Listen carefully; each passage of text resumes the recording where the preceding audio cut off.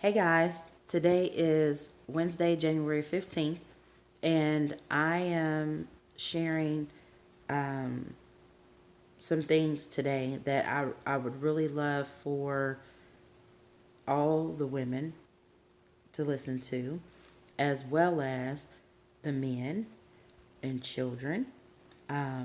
Please share this video with whomever you desire and who you feel led to share it with, because I am going to use these videos to hopefully help someone, right? As well as help myself in this healing process because I started a journey a year ago and a lot of it pertained to daddy obstacles, which I called them daddy issues at the time, but it's more obstacles because obstacles happen and we just have to work our way around them and get through them. But I feel like this would be a better way and a more productive. I think it'll be more helpful and more purposeful, and it will also help just free me of some of the feelings that I've had as it relates to my male choices. When I'm speaking about depression, depression is not something, for one, for anybody to overlook or play with because, as we see in the media, there are people who literally end their lives because they're so tired of feeling the way that they do. But a lot of times, the reason that they're feeling the way they do is because they haven't reached a point in their lives that they want to either share or face, the mirror and understand that it is some choices, our choices, but deal with the things that are causing those choices to be made, whatever they are. Depression is not something that, is you choose to be it, you just want to be sad or you just don't want to do anything. So I'm depressed, or I don't eat today, so I'm depressed. It just doesn't work that way. It is really it's mental illness, and yes, it's up and down. Yes, it can be cured. You can go through therapy and you can learn how to manage it. But at the end of the day, I can tell you for me that what depression means for me is me suffering in silence because I'm not able to share, and be real with people around me, for them to take the time and understand what I'm truly dealing with. It's easier for us to say keep moving, which I'm a firm believer of, by the way. But I was taught that way. My mom taught me to dust yourself off and you keep on moving. But when we do that, all we're doing is suppressing each thing that happens. And for me, I have suppressed a lot of things dealing with men. I would say that go back to three. Okay. And when I say that's some memories that I have, heck, it could have been younger. I don't, or the things that I don't remember, no telling what that was, right? But what I can say is that when I look back at my life and look at a lot of my choices, most of them relate to men. Most of the anger and resentment and hurt and pain that I feel are all related to men. So, with that, I'm going to just start sharing, start using this as my own therapy so that I can be as free as I can, prayerfully, just be able to be at peace with whatever has taken place. But I wanted to share that I really do want to help people. I really do want to serve more in this world, serve a purpose, and live out God's purpose for me and not Kiana's purpose, right? So my success looks totally different from what it looked probably a year ago. Definitely from what it looked 5 years ago. And I'm grateful for that because now I got a better understanding of me and understanding of what is causing a lot of the hurt that I'm carrying. So I'm going to share it. I want you to share this video if you have anyone that you feel would be a good person to listen to, because I gotta touch on this topic. We spend so much time worrying about what presidents are not doing, or the government, or other people are not doing, but we got some major issues going on right now that need some attention. And if I'm the one to bring that attention, that awareness, then I'll be that one to stand up, because somebody's got to do it. I am over, when I say over, the absent parent situation and these men not being healthy, loving, active, present fathers in their kids' life. I'm over it. So I have literally suffered in silence longer than 11 years, because I have a 27-year-old, have a 28-year-old, and I have an 11-year-old. But what I will tell you is that the 27 and the 25-year-old were born when I was a kid, basically, okay? And at that time, when you're a child and you're going through things, even though mentally you feel like you're older, which I did. I always felt like I was 10 or 15 years older than where my age was. But physically and scientifically, I mean, I was literally 14 years old, when I got pregnant. So I did the best that I could. However, there are some things that go with having kids that young. One of the positives I'll say is that you bounce back quicker and you're more resilient, and you really don't hang on to rejection or pain, because I can tell you that child number one, there was a lot of pain, and child number two, there was devastation pain, right? But I also caused pain within that. So those situations, happened during a time in my life where I was younger. I'm not going to say didn't know any better, but I did know better. I just didn't know what I know now. But to be older, fast forward to having the third child, at the age of 32, that's a big difference, age difference, and I was in a different stage of my life. So the disappointment that I had in myself for being in that situation of having a child and not being married again, like here you are, 31, getting pregnant, having a kid, and this time the situation is probably worse than it would have been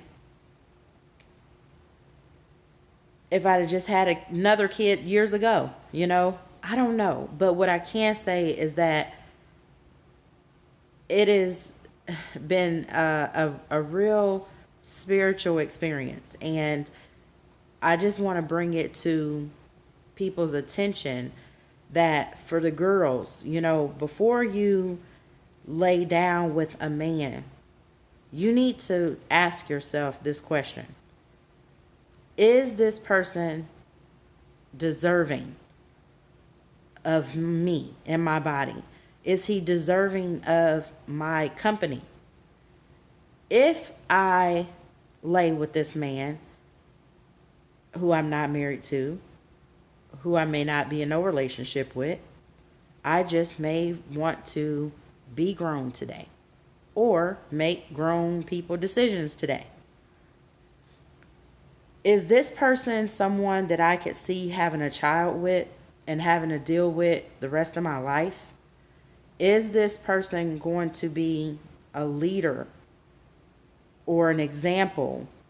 Or is he going to be present in my child's life if I have a child by him? These are all things that you need to think about, because that little bit of time of pleasure, trust me, is not worth the lifetime worth of pain that you could literally feel when raising a child by yourself. So I have put together a list of things to all my absent fathers out there. And this, I am speaking from raising girls, right? The impact that it has on the girls is what this video will be about. And we'll do our other video about the boy, because I can speak from that as well. So for my teenagers that are out there, I can speak candidly with you and from experience. And for our 30 and up, I can speak to you as well, because I've experienced it at that age. So I wrote down a list of it's 10 items, actually 12, but there's definitely more. But what I want the men to understand, okay, and I am definitely speaking to our men because I'm speaking to fathers. There are many women out there who are not being mothers, who may be absent mothers, right?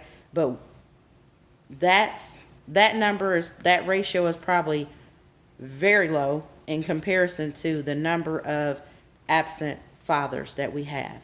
So I have what raising a girl without a father or a male role model or father figure in their life. And this is a healthy, loving, active parent or male role model, right? Because sometimes it may not be the father. It could be, a stepfather. It could be you got adopted by a man, who's your father now. Or you have an uncle, you have a cousin, brother, somebody that's a male leader, right? Not just any person, not just any male, not just any father. Like, I'm talking loving, healthy, active, and present in the child's life. That's what I'm speaking of. So here are some of the things that I listed, because these are things that I know I've experienced them myself, and with having a 27-year-old, I can tell you there's some similarities there. And then having the 11-year-old, which, as most of you know, whomever follow me, love me, or who is in my life, that I spend quite a bit of time with the last child. Way more time than I probably spent with the other two combined, because I'm in a different place in my life, thank God. And I'm also understanding that working all the time is just really not the business when it comes to raising kids. And I did what I had to do. Yes, I did. And at that time, the focus was for me to not be a statistic. I ran, you know what I mean, myself in the ground with working since age 12. Basically, I started working, but once I had children, I had no choice but to work. I had to work, go to school, work, do whatever it took for me to not feel like I was a statistic, because that's what I feel like there's a title that's put on, teenage parents, and it's not a good one. Because first, you shouldn't be being a parent as a teenager. That's for one. But for two, you coming up in the environment that I came up in, it set me, it actually put me in a place where people thought the negative of my life instead of speaking a lot of life into me, just because of circumstances. So my thing was, I'm going to work my behind off and I'm going to make sure I'm not a statistic, right?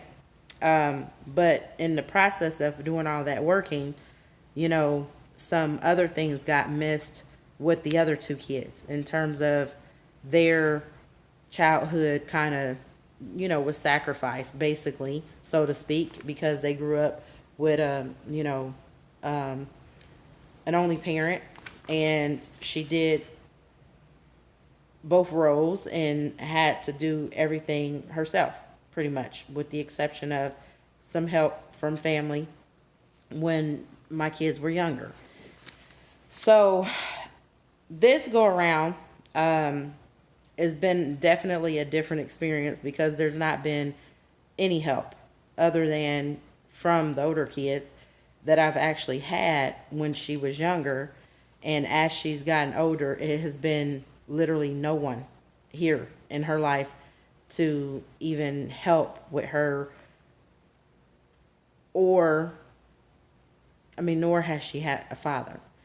So I'm praying that I'll be able to, you know, come across that mate, husband, as my brother wants me to make sure I say, that I come across my husband before this child is grown, so that she can experience having a male in her life who's loving and active and present.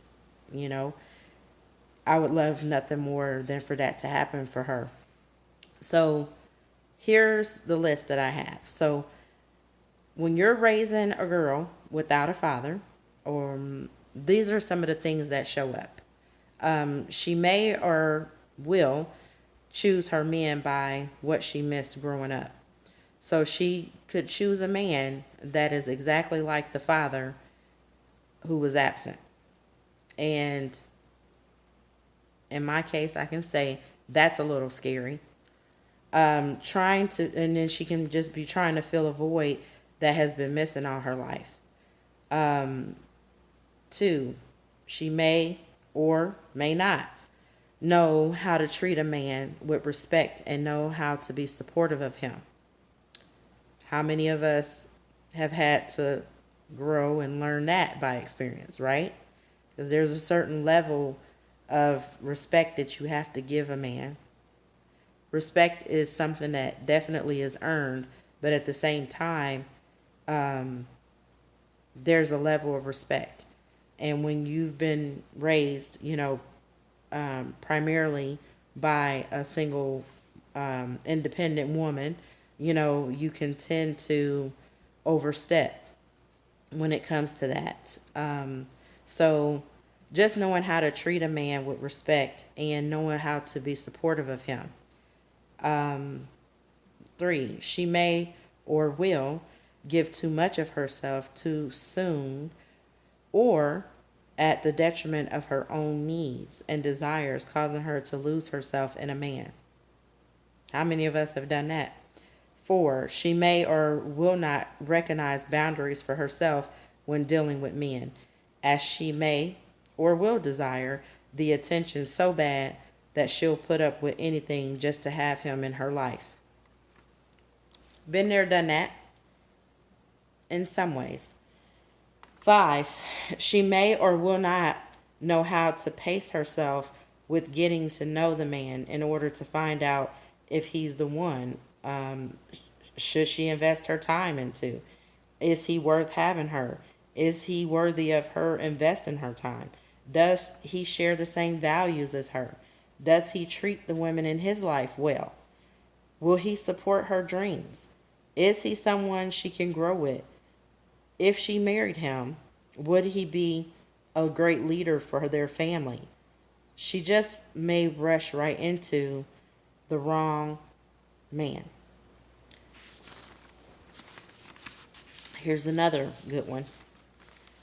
She may or may allow grown men to touch on her at an early age because there's no dad protecting her away from that, right? Because if she's spending time with dad, then she won't have time to spend with grown men or men that, don't mean her any good and touching on her. So that's a big one as well. 6, she may or miss out on events that are for fathers, such as daddy daughter dance. That's a big topic right now that I'm dealing with my daughter, because her mom chose to have a child with someone that I thought I knew but really didn't know. Now it's time for her to start going to dances, and guess what? There's no dad. So you got daddy daughter dances that they miss out on. There's donuts with dads. There's breakfast with dads. Going to sporting events. Him helping put a dollhouse together, or put her bike together. Things like that are special memories. A graduation. No dad present. 7, she may or will not learn how to ride a bike, cook a special meal, learn about sports, or play sports. She may not be afraid of adventurous things. Have a dad teach her how to drive a car. I had that. I can say I had that. 8, she may or will not have someone to talk about things that bother her or what to do if she likes a boy. If she's at an age, which I know most fathers don't like to talk about that with their girls, but the reality is you need to. And it's important for as opposed to the mom, because mom is going to give, her side, as opposed to the dad, he's going to give the male perspective. So he would be coming from the male side in order to help her to understand, her decision better, and making sure that she's choosing the right one for herself. And 9, she may or may not think it's okay for her to raise her kids without an active father. So, point is, here's the generational cycle. I'm raised by, in my important years, I did not have a father present. There were times in my life where I did, and I'm grateful for that time. But my teenage years was pretty much spent without having, a father present, active in my life. I'm going to say that. He may have been present in some aspects, but for the most part, absent.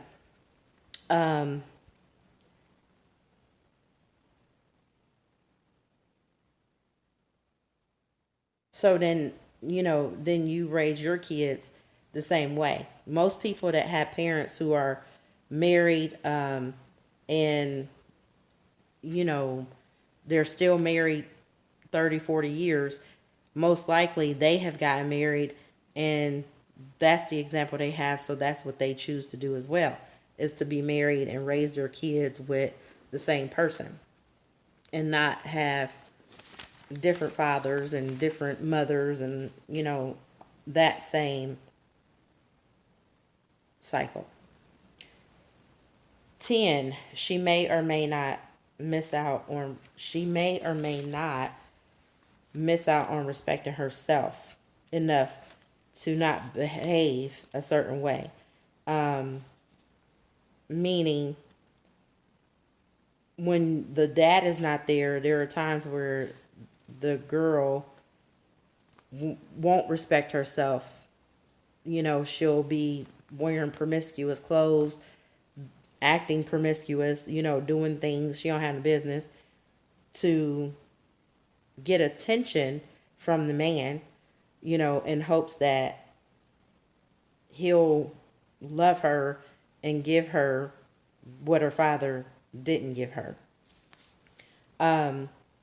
Also, the dad being present can help allow her to understand that the things that the peers are doing, and to also think about those decisions. 11, I have, she may or may not have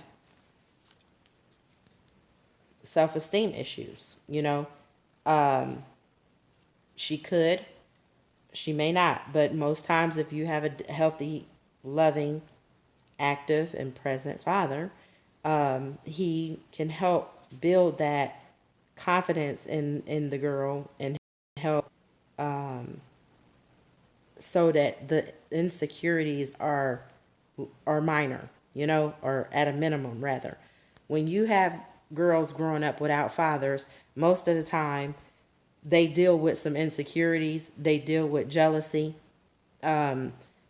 because they want all the attention from this man, right?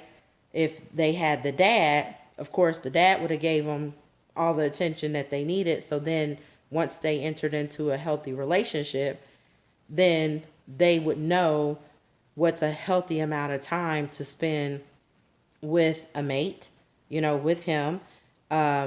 It's okay for him to go out and enjoy his time with his friends. That's normal. We need to do that. If you notice girls who have grown up and now women, or girls that are growing up that have relationships and they don't have fathers, you'll notice that they get a guy that gives them attention and they will hang on to him. Every waking moment is spent with this man. And that's not healthy. That's not what we should be doing. We have to learn how to balance, this stuff out.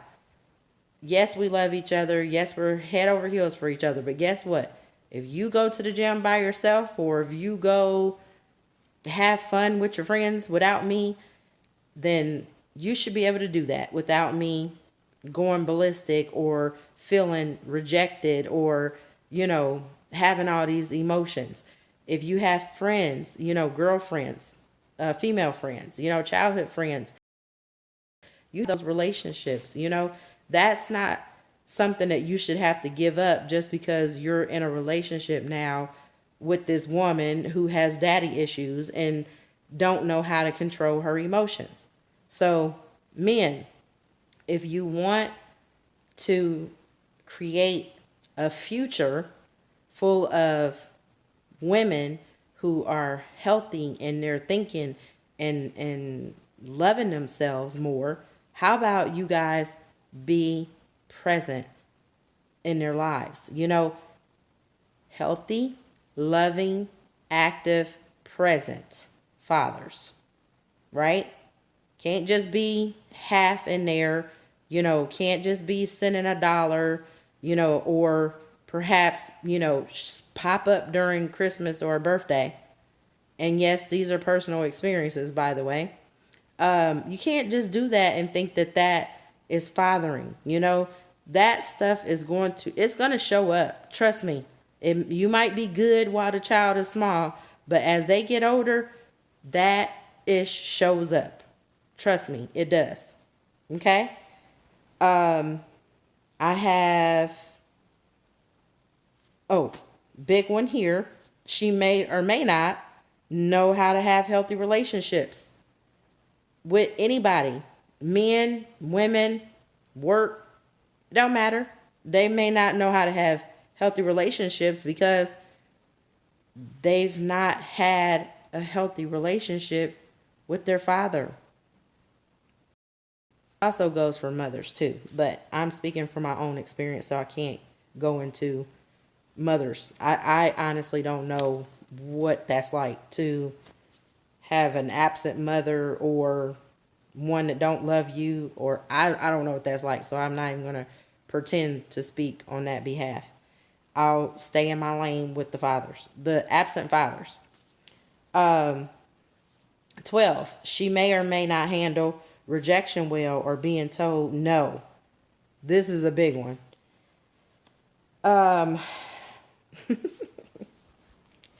Rejection is not good for anybody.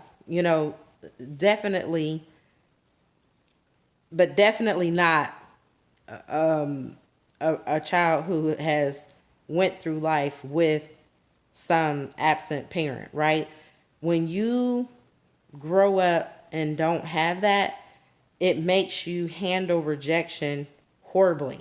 You know, it could be the smallest thing take place, and you just will take it and run with it because everything feels like rejection. You're not seeing it as there's something greater out there for you or God's got something better. You're just taking this in as